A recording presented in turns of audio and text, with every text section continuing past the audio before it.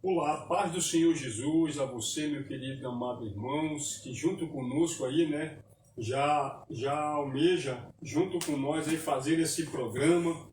Desde já eu quero convidar a você, por intermédio do Espírito Santo, né, você que vai adentrar nessa live, você que já espera esse momento, junto aí, né, nós fazemos esse programa de hoje abençoado. Desde já a paz do Senhor Jesus, pastor João, né? Pai do Senhor, eu estou chegando um pouquinho atrasado, mas estou aqui, gente. Vamos fazer o programa acontecer da forma como Deus, por intermédio do Espírito Santo, já tem proporcionado. Faço a oração ou o senhor faz a oração de abertura? Pode fazer, pastor. Então vamos fazer a oração de abertura e vamos iniciar na palavra que o pastor João vai trazer aí para nós, e junto nós iremos, né, trazer esclarecimento à forma que Deus trouxe essa palavra para nós nesta tarde, desta quinta-feira abençoada. Pai, nesse momento nós queremos te agradecer por essa oportunidade maravilhosa que o Senhor nos concedeu. Apresentamos aqui a nossa vida, apresentamos a nossa família, apresentamos, Pai, todo o conhecimento divino, que por intermédio do Teu Espírito Santo nós possamos, Pai, cada vez mais transmitir essa palavra de vida a cada um dos nossos irmãos que irão adentrar dentro dessa live conosco, aqueles que depois também irão assistir, prestigiar, que o Espírito Santo desde já comece a guardar essas pessoas, Pai, abrindo o seu entendimento e o coração para que essa semente ela possa ser semeada no coração deles. É dessa forma, Pai, que hoje nós te pedimos e nós te agradecemos por intermédio do Teu Espírito Santo e por intermédio do Teu Filho amado Jesus. Amém e amém. Sejam todos bem-vindos. Nós estamos com um texto aqui muito conhecido, uma parábola explicativa de Jesus a respeito da vida eterna, que alguém questionou o que devia ser feito para que conseguisse a vida eterna. E Jesus Cristo, mais uma vez, dar-nos a entender, pastor, que parece que a salvação tem a ver com as obras, sim, né? E ele vai nos contar uma parábola. O versículo 25, não é isso? Lucas 10, né? Lucas 10, verso 25, diz assim: E eis que se levantou um certo doutor da lei, tentando e dizendo: Mestre, que farei para herdar a vida eterna? E ele lhes disse: o que está escrito na lei e como vocês leem? E respondendo ele disse: Amarás o teu próximo amarás o teu próximo. Aliás, desculpa, irmão. Respondendo lhe disse: Amarás ao Senhor teu Deus de todo o teu coração, de toda a tua alma e de todas as tuas forças, de todo o teu entendimento, e ao teu próximo como a ti mesmo. Esse é um dos quesitos para a vida eterna. Quem está dizendo aqui não é o pastor João, nem o pastor Jonas, é Jesus. Fitamos bem na pergunta do homem: o que eu devo fazer para herdar a vida eterna? O que eu devo fazer? Além de aceitar a Cristo como Salvador, ele nos dá aqui o primeiro tópico, o primeiro ponto, o qual nós devemos fazer para herdarmos a vida eterna, pastor Jonas. É uma pergunta bem interessante, né? Que você já vai ver que no começo desse relato, nós já vamos ver a forma como esses homens já têm o hábito de querer questionar, em termos achando que o que eles estão fazendo é correto, né? Que você vai ver aqui tentando justificar isso, que os seus objetivos eram o quê? Fazer prova em termos de Jesus. E quando eles fazem essa pergunta, o próprio Jesus, ao responder, o que me chamou a atenção foi essa forma: como vocês entendem, como é que vocês podem interpretar, né? Aí nós vamos ver que aí para Jesus ele traz os seus relatos, e aí ele vai dizendo, né, que quando ele diz: ame o Senhor o teu Deus e ame o seu próximo como a si mesmo, Jesus, assim, pastor João, eu fico analisando e dá de perceber que Jesus ele se alegra com a resposta, mas em compensação, depois Jesus ele se entristece, porque o senhor vai ver claramente que no versículo 28, quando ele fala o relato disso, ele diz: então faça isso e vocês viverão. Aí vai entrar o relato, por que Jesus se entristeceu? Porque quando ele vai dizer aqui, né, uma coisa interessante, que ele diz: quem é o meu próximo? Ele disse que fazia e nem sabe quem é o próximo. Não sabe quem era o próximo, né? Isso trata Jesus pegou ele numa mentira. Isso, é uma coisa que me chama muito a atenção. Por quê? Porque muitas das vezes tem pessoas que olham para essa passagem e entendem que o próximo é, como a gente já falou isso um pouco aqui, já trouxemos um pouco em detalhes, que a gente entende que o nosso próximo é o nosso pai, é a nossa mãe, é os nossos irmãos, né? E Jesus, quando ele faz essa pergunta, então faça isso e você viverá. Aí entra o outra dúvida, o questionamento. Agora eles perguntam, poxa, mas eu estudo tanto, mas quem é o próximo? A quem o Senhor se refere, né? Aí Jesus vai entrar dentro de um relato. Jesus cria agora aqui uma história baseada para que eles pudessem entender, que ele começa a relatar a história de 3 homens, né? Ele traz 3 comparações, que é em termos desses pequenos assuntos que nós vamos trazer para você a revelação de quem Jesus se referia ao próximo, né? Eu vou ler aqui o versículo 30, que diz assim, ó. Então Jesus ele começa dizendo assim, ó, um certo homem ele descia de Jerusalém para Jericó, e ele cai na mão de alguns ladrões, e este, depois de ter retirado a sua roupa, ter-lhe causado muitos ferimentos, retiraram-se, deixando esse semi-morto. Eu entendo aqui que ele não estava morto, né? Quase morto, né? Ele estava quase. Aí agora Jesus ele começa a trazer 3 personagens, ele coloca 3 pessoas aqui para que a gente pudesse entender a forma da pergunta que eles fizeram, quem era o próximo. Aí ele vai dizer, por causa, né, por causalidade, Jesus diz, um sacerdote estava descendo por aquele mesmo caminho, e vendo aquele homem passou-se de longe. Um levita descia por aquele lugar, e vindo passou-se também de largo. Aí ele diz, um certo samaritano, a qual esse seguia o seu caminho, passa perto desse homem, e vendo o que acontece, ele compadeceu-se dele. Aproximando-se dele, fez um curativo, né? Aí diz que passou-se um óleo, passou-se um vinho, depois coloca no seu cavalo e leva a uma estalagem. E aqui nós vamos ver uma coisa interessante, que Jesus ele relatou 3 pessoas aqui para que nós pudéssemos chegar a esse 3 pessoas importantes na sociedade, na religião, né? E o que o Senhor poderia assim trazer para nós em termos da forma como Jesus relatou em termos do sacerdócio que descia por aquele mesmo lugar e vendo passa distante, se afasta? Eu vejo aqui ele colocando o sacerdote como um religioso. Porque o religioso é aquele cara que ele é somente um legalista, né? Como ele mesmo disse aqui, eu conheço a verdade, eu conheço as leis, né? Eu sei quem é o próximo que Jesus está dizendo aí, né? Amarás a Deus sobre todas as coisas e teu próximo como a ti mesmo, achando ele que sabia. Mas aí ele mesmo pergunta, quem é o meu próximo? Né? Quem é o meu próximo?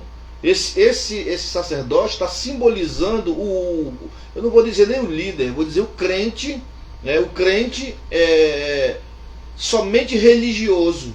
O religioso, ele só pratica a religião, né? E ele não faz os preceitos que Jesus trouxe no Novo Testamento, que é o amor, né? Você observa isso da parábola daquele jovem, aliás que não é nem parábola, é uma passagem do jovem rico, que ele diz, né, deixa tudo, não, eu tenho feito isso desde criança, quer dizer, também se justificando pela lei, sendo um legalista, quer dizer, eu coo um mosquito e deixo passar um camelo numa peneira. Então, quando eu observo esse sacerdote, eu vejo ele até pode ser um líder, né, simbolizar uma hierarquia, né, um sacerdote que somente é um religioso, que não cumpre a lei principal que Jesus nos deixou, que foi a lei do amor.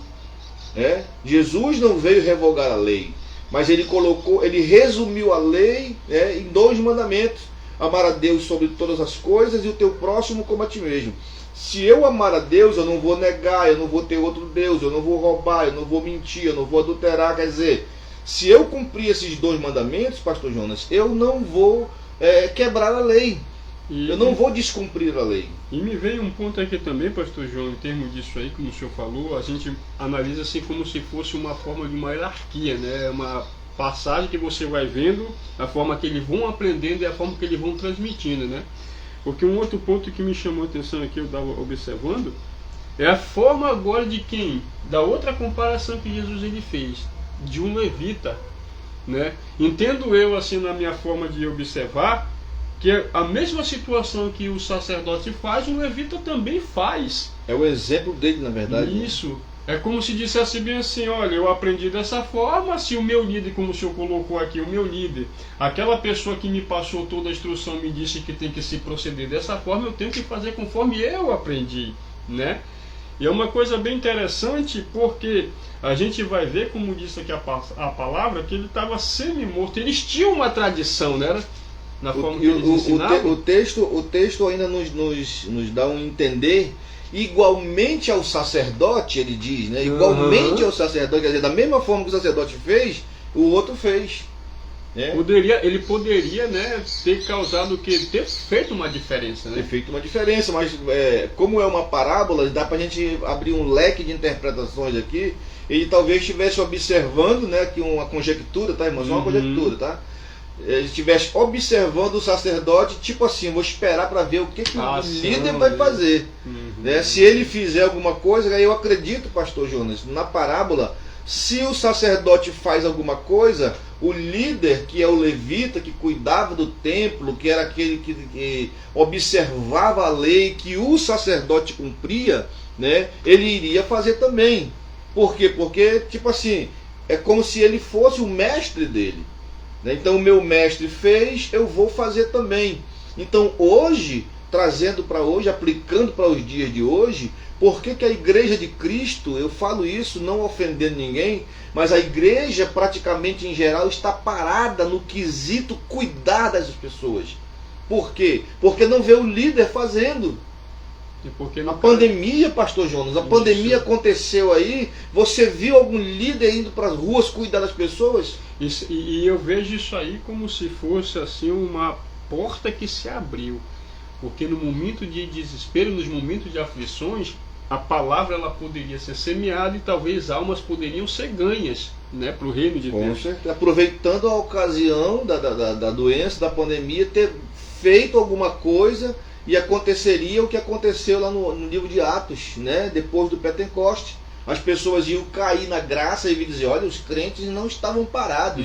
Enquanto todo mundo parou, eles continuaram fazendo o ide do Senhor Jesus, que verdadeiramente o ide do Senhor é cuidar da vida das pessoas. Esse é o exemplo que ele está dando aqui. Isso. Que, querendo ou não, essa parábola, pastor Jonas, é uma resposta de uma pergunta.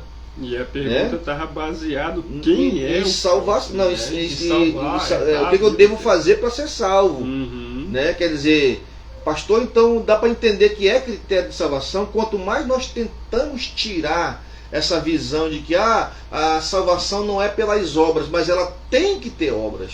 Porque é que nem a palavra oração. A gente for ver, fazer uma separação, é orar e ação, palavras, né? Você ora e age, né? E hoje as pessoas acham que oração é só você dobrar o joelho. E isso aqui é uma coisa que nos chama muita atenção, porque Jesus ele trouxe esses exemplos para justamente muitas pessoas aqui, nós vamos ver que esse era o dever, né? A gente dá de ver aqui que esse era o dever dessas pessoas a qual Deus instruiu, capacitou e colocou na frente dessa grande obra. Mas a gente vai ver uma coisa interessante aqui, que quando a gente fez essas duas comparações, houve um outro que verdadeiramente talvez não poderia ter esse conhecimento que esses dois teriam, mas que ele mostrou um ato totalmente diferente deles, né? E a gente vai ver qual foi o primeiro ponto que esse homem faz. A palavra vai dizer que ele descia também ali naquele mesmo lugar um samaritano, porque os samaritanos diante desses homens, né, pastor João? Eles eram malditos. Isso, conhecido como um povo pagão, um povo idólatra, até chamado de pessoas que cultuavam, né? E aí você vai ver algo interessante. Olha a afirmação do texto aqui, pastor João. A palavra está aqui na minha Bíblia, está em letra vermelha, porque foi Jesus que estava falando, né? Mas, o verso 32 diz, de igual modo, também o levita, passo de dizer, fez a mesma coisa.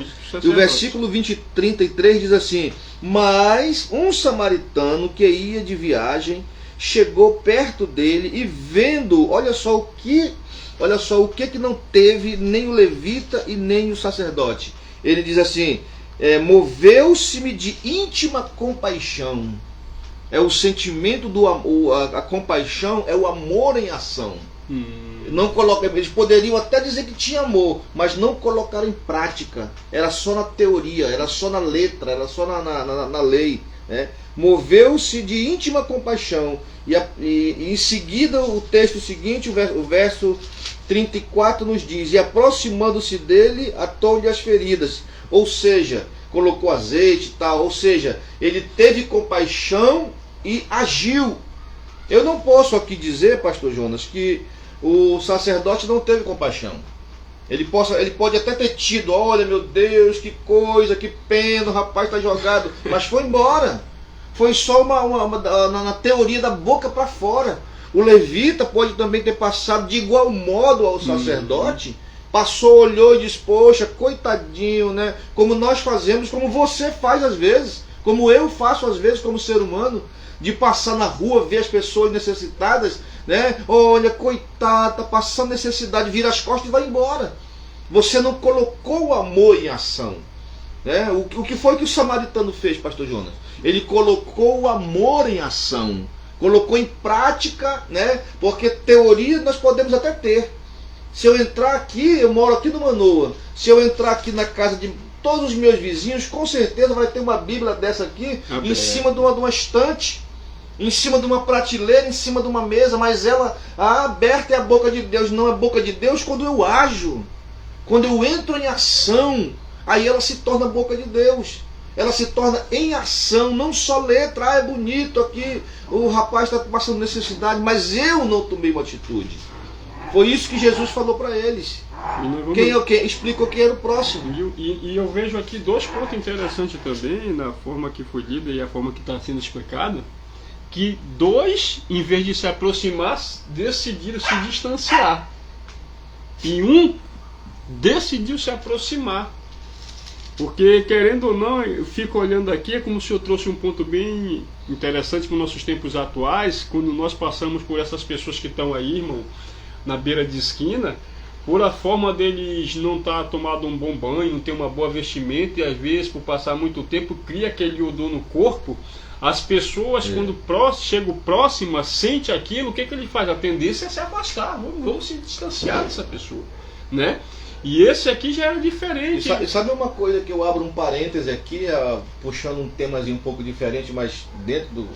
A Bíblia diz que por nós não vigiarmos, não termos o olhar de Deus, deixamos de hospedar anjos.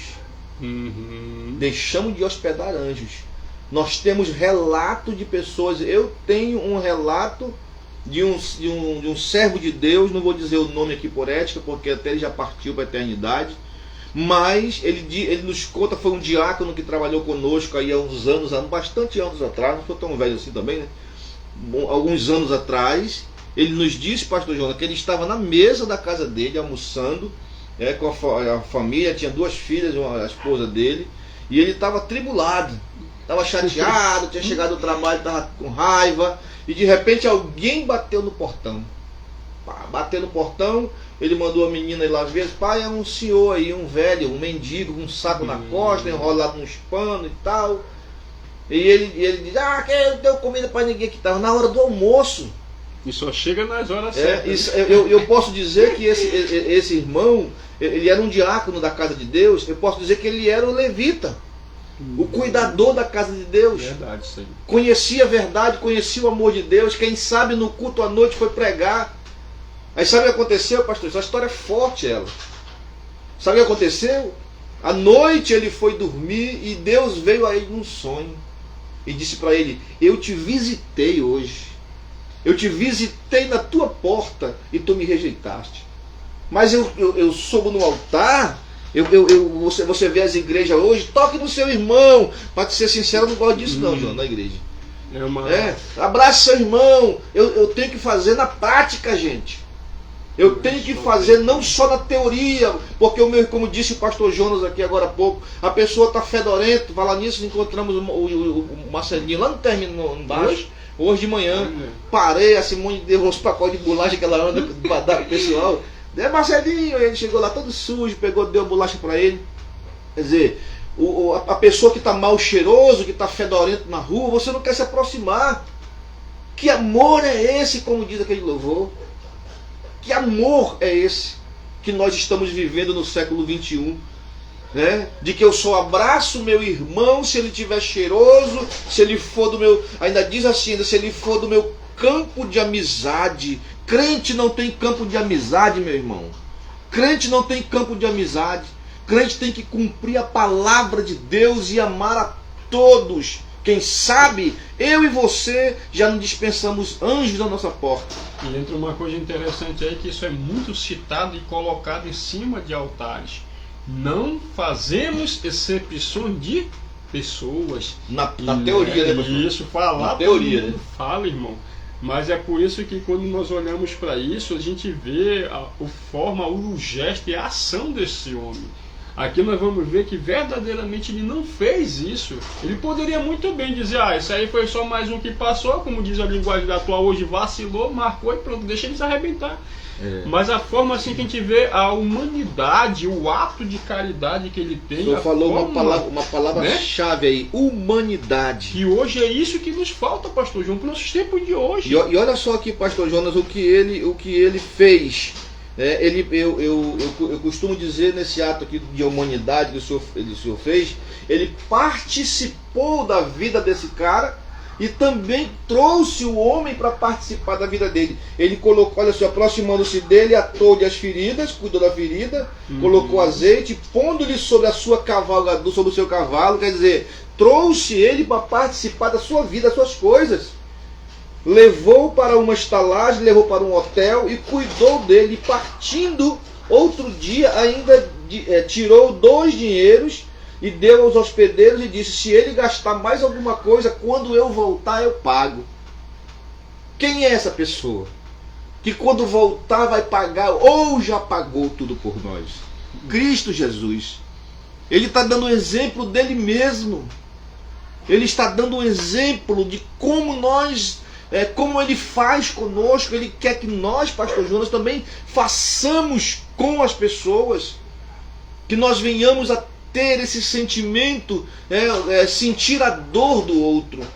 Não é verdade, pastor Jonas? É verdade, isso é uma coisa que hoje é lamentável nós falarmos isso, porque se cumpre em nós muito também o que está escrito no livro de, se não me falha a memória, acho que é Marcos capítulo 7, que ali Jesus, quando ele estava à mesa, os doutorados da lei observam a forma que Jesus e os discípulos se alimentavam, e eles tentam questionar. E um ponto que me chamou a atenção foi quando eles direcionaram: vem cá, os teus discípulos, eles não seguem tradições, porque comem sem antes lavar a mão, achando, preocupado com... Se o cara vai comer com a mão suja, pessoal... Jesus, ele traz um exemplo tão maravilhoso, que ele nos ensina dizendo que a nossa preocupação não é porque eu vou pegar isso aqui e vou direcionar na boca, é o que verdadeiramente vai sair de mim para as pessoas. Porque hoje o que está acontecendo com muitos é isso, pastor João. Estão suscitando tradições, esquecendo de verdadeiramente ver os ensinos que Jesus nos deu. Hoje de manhã, minha esposa estava trazendo uma palavra sobre Dorcas, que também era uma ajudadora das pessoas. A Bíblia diz que ela fazia túnica, fazia roupa, fazia lençol, cobertor e dava para os pobres, entendeu? E lá fora, quando ela morreu, estava um burburinho, estava um converser lá fora, né? Aí ela trouxe para os dias de hoje, né? Mas não existe mulher diaconisa, não existe mulher missionária, não, quer dizer, eu tô me preocupando com uma coisa que não tem nada a ver, meu irmão. Ela usou um termo, conversa de sala. A mulher está morta lá em cima no quarto, e as mulheres pegavam os lençóis e levantavam e diziam: olha aqui a obra dela, essa aqui é as obras de Dorcas. Assim mesmo, Jesus fez questão de enfatizar as obras desse homem, dizendo: olha, quando eu voltar, pode cuidar dele do bom e do melhor. Porque o que a pessoa faz assim, Jonas? Ela tira de si um pouquinho para dividir com o seu próximo. E a gente olhando aqui, como diz o relato da história, fala de o que? Samaritano. E a gente passa a conhecer algo interessante, que aqueles que se achavam ser o conhecedor foram o que mais deu um mau exemplo, e aqueles que diante era julgado, criticado, foi o que mais agiu com ato de humanidade. E você vai ver que quando Jesus se encontra, depois lá no livro de João, se a gente for fazer uma pequena comparação, você vai ver também a história de uma mulher que se encontra com Jesus, e ela mostra, ela expõe a forma como eles eram tratados pelo povo deles, pelo povo judeu, né?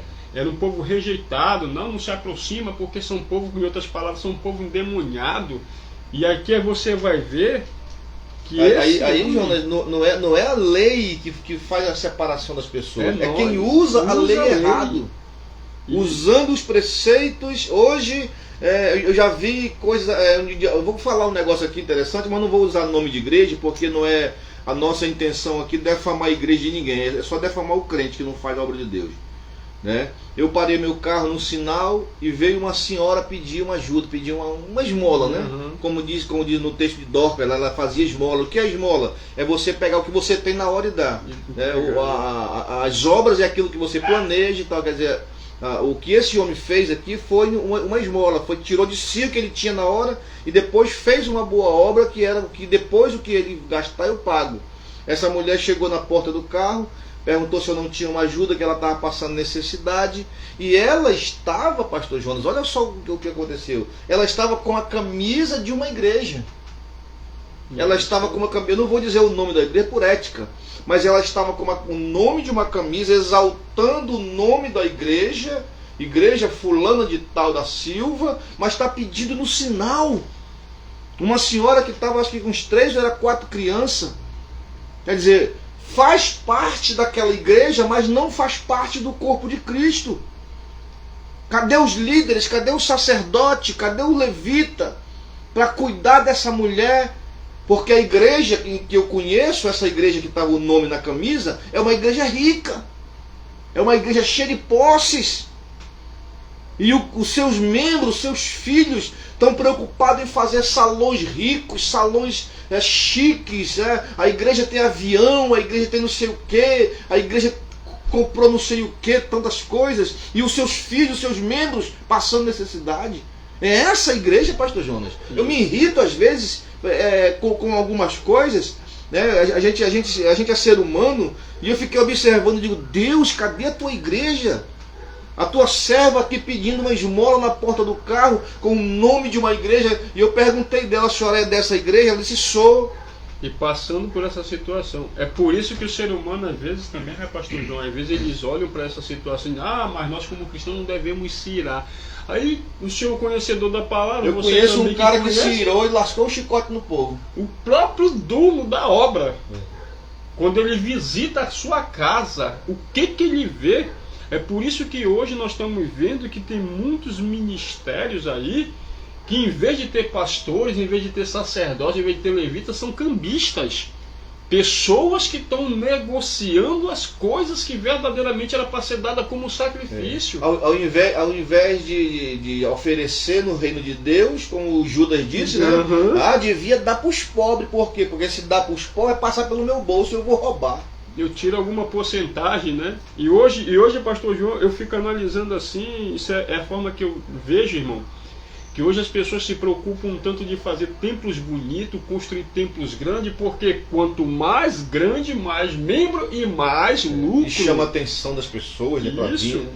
E aí uma coisa que chama a atenção que uma colocação aqui, meu pastor, essa nossa conversa é boa que a gente vai interagindo. Uma coisa interessante aqui, nem tudo que está dando certo está agradando a Deus. Verdade. Nem tudo que está dando certo. Mas aqui minha igreja acontece milagre, mas você não cuida dos pobres. Mas está acontecendo milagre. O lugar que mais aconteceu milagre na Bíblia foi no deserto. E Deus estava se agradando deles? Não estava. Então por que acontece então o milagre na minha igreja, pastor? Porque Deus tem compromisso com a sua palavra.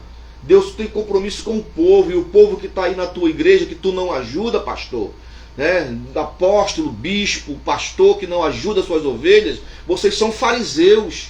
Está escrito aqui, não é eu que estou dizendo, é a Bíblia que diz. Eu proíbo o irmão, eu proíbo o pastor, a irmã de usar batom, eu proíbo a irmã de usar isso, de usar aquilo, mas eu não, na hora de botar em prática o amor, eu não coloco em prática o amor de Deus. E hoje o que mais nós estamos vendo é isso aqui acontecendo, né? A necessidade e a falta de amor. Hoje, antes de vir para cá, eu estava lendo a passagem, revendo alguns assuntos, e uma coisa que me chama muita atenção é que no nosso tempo atual, o que mais há de necessidade para a humanidade é o amor. E é onde mais o inimigo tem trabalhado hoje, é tirado esse amor das pessoas. E uma coisa, pastor João, que eu sempre falo para as pessoas é assim: o alvo de Satanás, irmão, não é afetar todos que estão na igreja, porque tem pessoas que pensam assim: hoje eu faço parte dessa igreja, mas eu estou sendo perseguido. Não.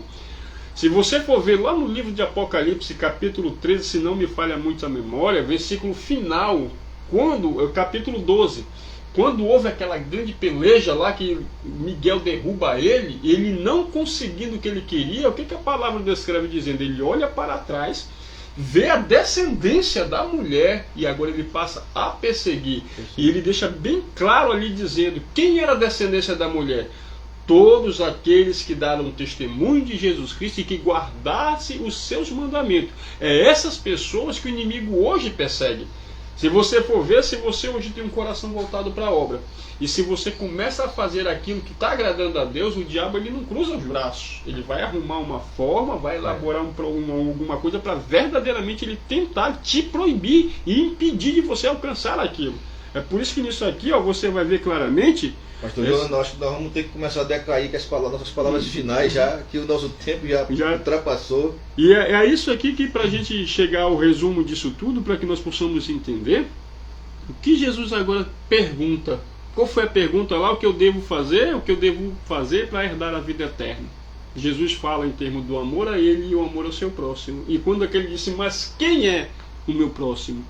Quem é, gente? Né? Quem é o seu próximo? Aí você pode dizer assim, pastor Jonas: pastor, eu não faço nada porque eu não sei quem é meu próximo. Quem é o nosso próximo, pastor? A Bíblia mesmo, irmão, eu te indico isso, se você achar que nós vamos falar que é baseado no que nós vemos, não, mas é bíblica. Você vai lá no livro de Mateus, capítulo 5, do verso 43 em diante. Você vai ver que uma pessoa pergunta para Jesus, ele diz bem assim, o que é o meu próximo? Ele vai responder: é que nós devemos ajudar aquele que nos persegue e que nós venhamos orar pelas pessoas que estão mais próximas a nós. Então, quando ele fala quem era o meu próximo, são todas aquelas pessoas que um dia tramaram querer te prejudicar, são aquelas pessoas que às vezes a gente abre a boca e diz: olha, as que precisam, que estão precisando, né? Porque essa é a realidade. O próximo, aqui Jesus ele demonstrou para os sacerdócios que o próximo é aquele que estava necessitado, que eles tinham capacidade de ajudar e não ajudaram. E também ele nos mostra lá em Mateus 5 que o nosso próximo também é aquela pessoa que, um exemplo aqui, eu chego para o pastor João, eu não vou com a sua cara, eu não lhe engulo. Aí as pessoas dizem: e eu sendo uma pessoa que digo ser conhecedor. Aí você me faz essa pergunta agora: será que verdadeiramente eu estou cumprindo isso que Jesus ele fala? Porque você vai ver no versículo aqui, ele diz assim, qual destes três pareceu ter sido mais próximo desse homem que estava caído no chão, que sofreu na mão dos ladrões? Olha a resposta dos homens que vieram dos intérpretes da lei: aquele que agiu de misericórdia para com ele. Palavra final de Jesus. É o seu próximo. Né? Você vai ver uma coisa interessante. Quando você agir de misericórdia, você vai ser o próximo de alguém. E é uma coisa que Jesus ele disse agora assim, agora vá, então, se você vá e agora faça o mesmo. Faz o mesmo. Pronto, a palavra se resume nisso aí. Fazer o bem para alguma pessoa se torna ela seu próximo. Então, como diz aqui a palavra, quer dar a vida eterna, quer verdadeiramente quem é o teu próximo, se compadeça daqueles que verdadeiramente necessitam da sua ajuda. E é isso que verdadeiramente Deus está dizendo. Muitas pessoas dizem: eu ajudo. Mas ajudar as pessoas é quando verdadeiramente você vê que eles estão necessitando e você tem condição de fazer e você não faz. E é por isso que Jesus ele falou essa palavra. E você vai ver que o começo dela, qual era o objetivo deles? Arrumar uma forma de como colocar Jesus à prova, e Jesus acabou colocando eles na prova e eles não souberam como verdadeiramente se sair dela, né? Então eu quero aqui, né, agradecer, fazer os meus agradecimentos a você. A Zenilda, mais uma vez, lá de Curitiba, tá né? Conosco. Seja bem-vinda. A Ana Lúcia, acredito que é a pastora Ana Lúcia, né? Também está conosco aí, nos assistindo, participando também de conosco. Queríamos ter mais tempo, né, pastor? Mas o nosso tempo é curto. Que Deus em Cristo te abençoe, que Deus em Cristo possa trazer um esclarecimento, né? Nós não somos aqui sábios, não estamos dizendo isso e jamais vamos dizer, mas nós estamos aqui tentando passar um pouco da verdade bíblica para a tua vida, para que você possa entender, né, e ver que a obra de Deus não são templos. Claro que nós não estamos pregando contra templo, mas temos que fazer a obra que Jesus nos ensinou a fazer, que é amar o nosso próximo como a nós mesmos. Que Deus em Cristo nos abençoe. Amém? Vamos fazer uma oração por você que talvez esteja precisando, que você possa ser curado, Deus possa abrir as portas para você. Não sei qual é o momento difícil que você está enfrentando, mas que Deus possa levantar um próximo perto de você. E bem próximo. Bem próximo de você, Deus vai levantar. Eu quero profetizar isso na tua vida. Pai, em nome de Jesus Cristo de Nazaré, eu te peço que tu venhas visitar a vida dessas pessoas nesse momento. Abençoa a vida da Zenilda, ali das suas filhas, ali, Senhor Deus, do seu esposo, ali em Curitiba, da Ana Lúcia, Pai, que elas possam ser tocadas pelo teu poder, e todos quantos assistiram e participaram desse programa juntamente conosco. Visita o lar, visita o trabalho, visita as casas. Se a porta estiver fechada, abre, Senhor. Se estiver enfermo, cura, Pai, e principalmente semeia o amor em nossos corações, para que nós possamos amar o nosso próximo como a nós mesmos, que possamos servir o nosso próximo como nós gostaríamos de ser servido, em nome de Jesus Cristo. Pai do Senhor pastor, até amanhã. João. Estamos nos despedindo em nome de Jesus. E peço a você, no final disso tudo, que você compartilhe esse programa. Isso, compartilhe a nossa live, tá bom, gente? Que é para outras pessoas. Peço que a Zenilda compartilhe em Curitiba, que a irmã Lúcia, né, que a Gleice, que nos assiste lá no estado do Pará, né, o Dinho Castelo, que sempre está conosco, né, um abraço aí ao nosso sumo sacerdote Rai também, que nos assiste, tá bom? Deus abençoe, em nome de Jesus Cristo.